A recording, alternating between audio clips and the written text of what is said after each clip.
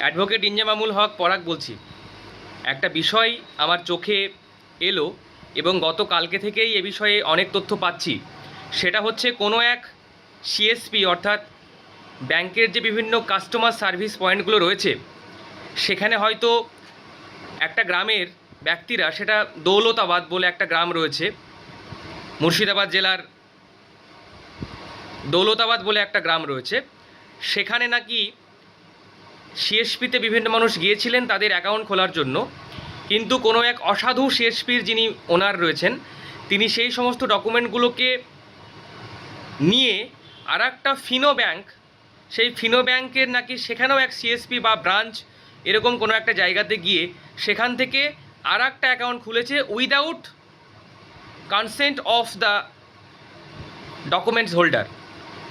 এই রকমভাবে কিন্তু তারা তাদের কোনো রকমের কোনো কনসেন্ট ছাড়াই, তাদের কোনো রকমের কোনো অনুমতি ছাড়াই কিন্তু ব্যাংক অ্যাকাউন্ট খোলা হয়েছে এবং সেই অ্যাকাউন্টকে ব্যবহার করে বিভিন্ন মানুষকে সাইবার ফ্রড করা হয়েছে, অর্থাৎ সাইবার ক্রাইম হয়েছে। তার জন্য অটোমেটিকভাবে যার নামে ডকুমেন্ট তার নামেই বিভিন্ন নোটিশ থেকে শুরু করে ভিন রাজ্য থেকে, বিভিন্ন রাজ্য থেকে পুলিশ এসে তাদের বাড়িতে হানা দিচ্ছে। ঠিক এরকম অবস্থায়, এরকম পরিস্থিতিতে হন্তদন্ত হয়ে ভয়ের উপক্রমে তারা কিন্তু সেই ফিনো ব্যাংকে গিয়েছেন এবং সেই সমস্ত বিষয়গুলো নিয়ে আলোচনা করছেন। কিন্তু সেটা তো সাইবার ক্রাইম ডিপার্টমেন্ট আপাতত শুনবে না, কেননা আপনার নামে ডকুমেন্ট, আপনাকেই প্রথমে ইনভেস্টিগেশনের স্বার্থে জিজ্ঞাসাবাদ করতে পারে। তাই আমি একটা কথা বারবার করে বলছি যে এই ধরনের বিষয়গুলো যাতে করে না হয়, তার জন্য অবশ্যই সজাগ এবং সচেতন থাকবেন। তার জন্য আজকে এই ভিডিওটি আপনাদের সকলের উদ্দেশ্যে বানালাম, যাতে করে আপনারা একটু হলেও সচেতন হতে পারেন।